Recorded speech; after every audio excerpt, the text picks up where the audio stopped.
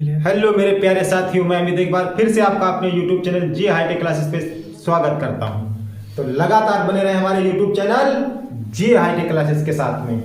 तो आज मैं आपको 2020, 22, 23 में जो प्रश्न आए हुए हैं भौतिक विज्ञान के, जिसमें बच्चे बहुत ही डरते हैं, जो न्यूमेरिकल्स होते हैं, इनमें बच्चों को बहुत ज्यादा समस्या होती है।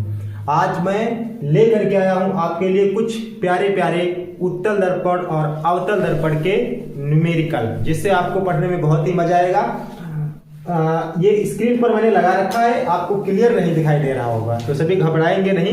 मैं एक एक बात बोल दूंगा अगर के आप समझ जाएंगे, ठीक है। थोड़ा असुविधा है बनाने में, थोड़ा सेटिंग्स नहीं हो पा रही है, इसकी वजह से थोड़ी सी समस्याएं खड़ी हो रही हैं। कोई बात नहीं है, हम पूरे क्वेश्चन को पढ़ेंगे। आपको तो सोल्यूशन से मतलब है, बस आपको सोल्यूशन बढ़िया देखना चाहिए। ये सारे क्वेश्चन बेटा जो है, ये क्वेश्चन 2020 में पूछा गया है, ये 2020 में पूछा गया, ये भी 2020 में, ये 2022 में, ये 22 में, ये जितने भी क्वेश्चन आपको दिख रहे हैं ये सन 2020, 22 ये करंट वाले क्वेश्चंस हैं। तो यहां से आपको सीखना है। कैसे मैं सिखा रहा हूं आपको, आप सभी लोग सीखेंगे आकर के।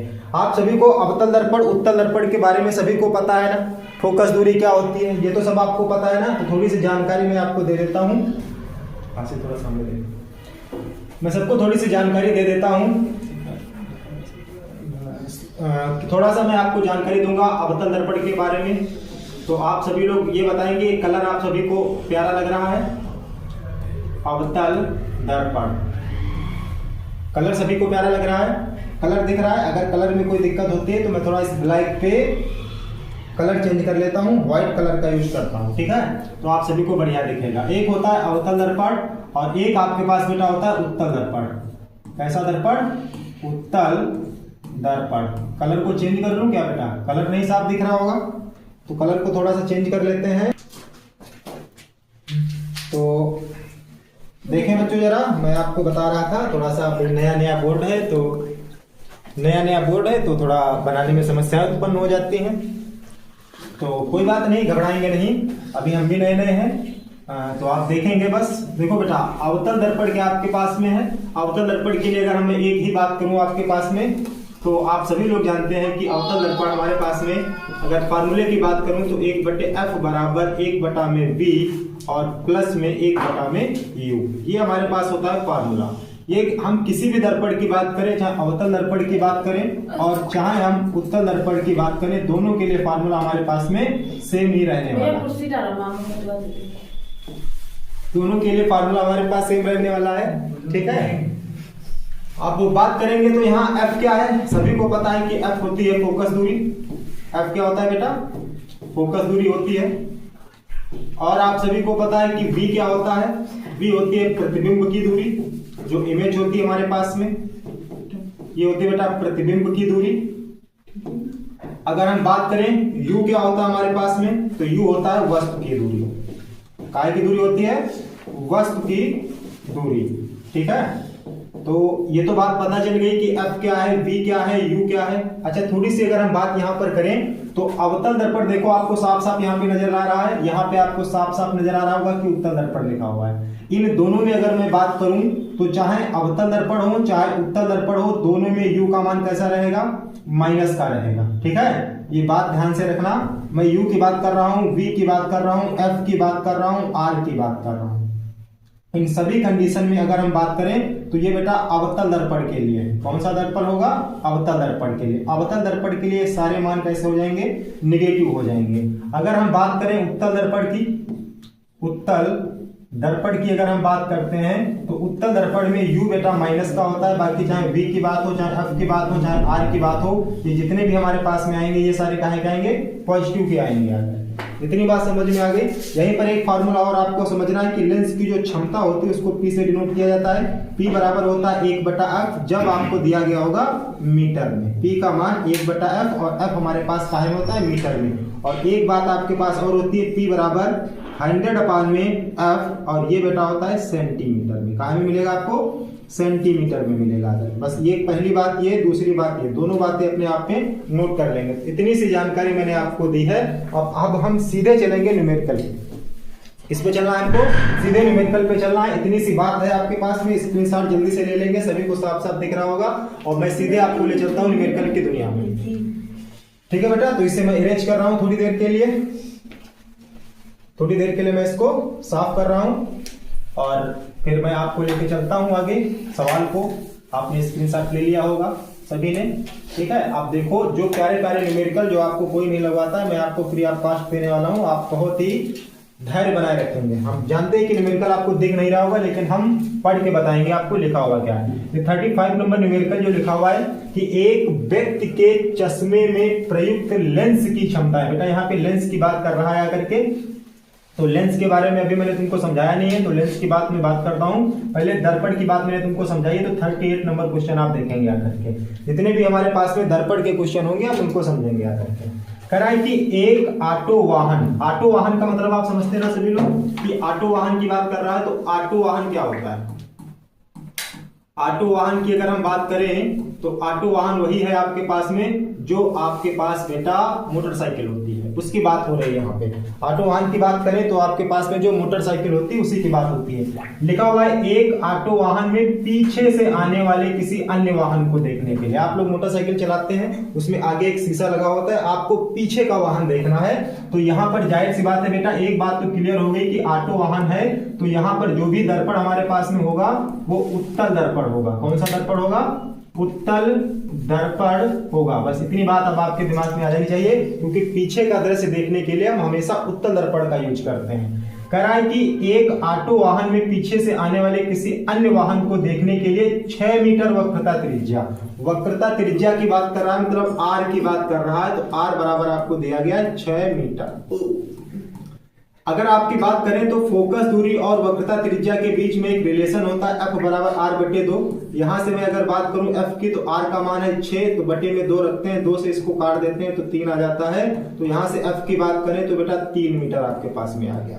फोकस दूरी आपके पास कितनी निकल के आ गई है?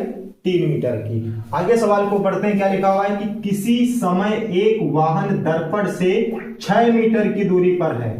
किसी समय 6 मीटर की दूरी पर है, मतलब आप जब गाड़ी चला रहे हैं तो उसके पीछे जो वाहन आपका है वो 6 मीटर की दूरी पर है, मतलब u का जो मान आपको दिया गया है वो 6 मीटर दिया गया है। और मैंने अभी आपको बात बताई थी कि जब भी बात दर्पण की आती है, वो चाहे अवतल दर्पण हो चाहे उत्तल दर्पण हो, तो u का मान काहे में हो जाएगा? माइनस में हो जाएगा। कह रहा है उस समय दर्पण में दिखने वाले प्रतिबिंब की स्थिति व आकार की गणना कीजिए। प्रतिबिंब की जब भी बात करेगा तो आपको पता है कि v की बात करेगा, जब भी आकार की बात करे तो आपको पता है कि i का मान हमको निकालना होगा। अभी मैंने आपको एक बात सिखाई है, एक फार्मूला मैंने आपको भी सिखाया है, और वो उत्तल दर्पण के लिए फार्मूला मैंने आपको सिखाया कि 1/f बराबर में 1/v प्लस 1/में u। इसी का तो यूज करेंगे, हमको v चाहिए, ये वाला मान चाहिए, तो 1/f, f का मान कितना दिया गया है? 3 बराबर 1/v हमको चाहिए प्लस 1/में u, और u का मान हमको दिया गया है माइनस का 6। अब ये माइनस का 6 है, इस वाली वैल्यू को आप उठा करके इस साइड में ले आइए, तो 1/3 माइनस का है तो प्लस का हो जाएगा, 1/6 बराबर में हो जाएगा 1/v। अगर हम बात करें क्रॉस मल्टीप्लाई कराते हैं या सभी को लासा लेना आता होगा तो 6 मिलेगा, 3 से 6 को भाग करोगे तो ऊपर 2 आ जाएगा, प्लस ऊपर 1 आ जाएगा, बराबर में 1/v आ जाएगा। 2 और 1 3 हो जाएगा, 3/6 हो जाएगा, बराबर में 1/v हो जाएगा। अगर आप काटेंगे तो 3 1 जा 3, 3 2 जा 6 हो जाएगा। 1/v की बात अगर हम करें तो 1/2 आ जाएगा। बेटा क्रॉस मल्टीप्लाई करनी होती है आपको, तो v का मान जो आ जाएगा वो आपके पास में आ जाएगा 2 मीटर, मतलब जो प्रतिबिंब बन रहा होगा वो 2 मीटर की दूरी पर बन रहा होगा। अच्छा, इसी में एक चीज और आपसे पूछी थी कि उसका आवर्धन कितना, मतलब उसका आकार कितना होगा। प्रतिबिंब के आकार की बात कर रहा था कि प्रतिबिंब का स्थिति व आकार। स्थिति तो आपने निकाल ली कि स्थिति आपके पास में जो प्रतिबिंब बनेगा वो 2 मीटर की दूरी पर बनेगा। बात कर रहा है बेटा तुमसे कि इसके प्रतिबिंब का जो आकार होगा वो कैसा होगा। तो आकार की अगर हम बात करें तो आवर्धन से हमको पता चल जाता है, m बराबर फार्मूला होता है v/u। यहाँ माइनस लगाते दर्पण के लिए, तो m बराबर v का मान आपने प्लस में निकाला है 2 मीटर, माइनस लगेगा, u का मान आपके पास में दिया गया था, कितना दिया गया था? माइनस का 6, तो यहाँ माइनस का 6 रख देंगे, काट पीट देंगे आप, तो m का मान आ जाएगा 2 कम 2 2 3 6, 1/3, और 3 से जब आप 1 को भाग करेंगे तो आपके पास आंसर आ जाएगा 0.33, और आवर्धन का कोई भी मात्रक नहीं होता है। तो ये रहा आपका फाइनल न्यूमेरिकल जो आपसे प्रश्न पूछा गया सन 22 में। ठीक है बेटा, ये वेरी इंपॉर्टेंट था, ये एनसीईआरटी का आपके पास में सवाल है, एनसीईआरटी का सवाल है, आप उठा करके किताब देखेंगे तो वही आपको मिलेगा आकर के। ये पूरा सवाल मैंने आपको लगा दिया है, अब आप जल्दी से इसका स्क्रीनशॉट ले लीजिएगा। ठीक है, हो गया। आप नेक्स्ट सवाल की तरफ बढ़ते हैं। अगला सवाल,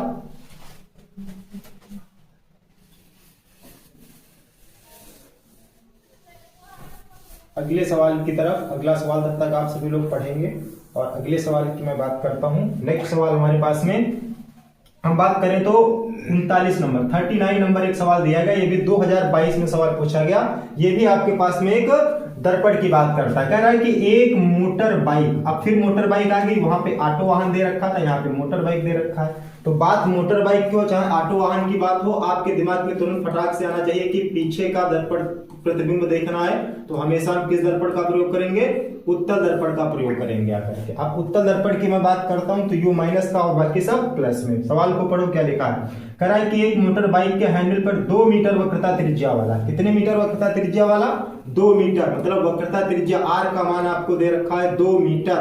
अब जो ही आपको आर नजर आए, आपके सूत्र में 1/f बराबर 1/v प्लस 1/u होता है, आर नहीं होता है। इसके लिए एक रिलेशन बहुत प्यारा है, f बराबर r/2।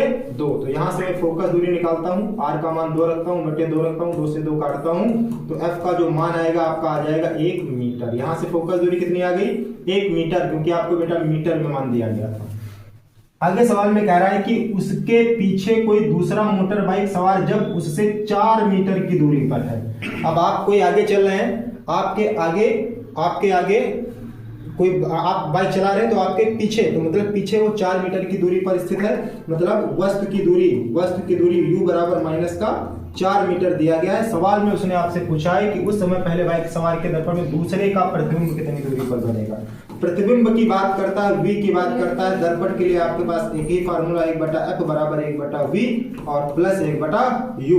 हम बात करें 1/f, f का मान 1 है, बराबर में 1/v। v की बात करें तो v हमको निकालना है, ठीक है, और प्लस 1/u। u की अगर हम बात करते हैं तो माइनस का 4 दिया गया है, तो ये माइनस का 4 हो जाएगा, इधर माइनस का इधर आएगा तो प्लस का हो जाएगा।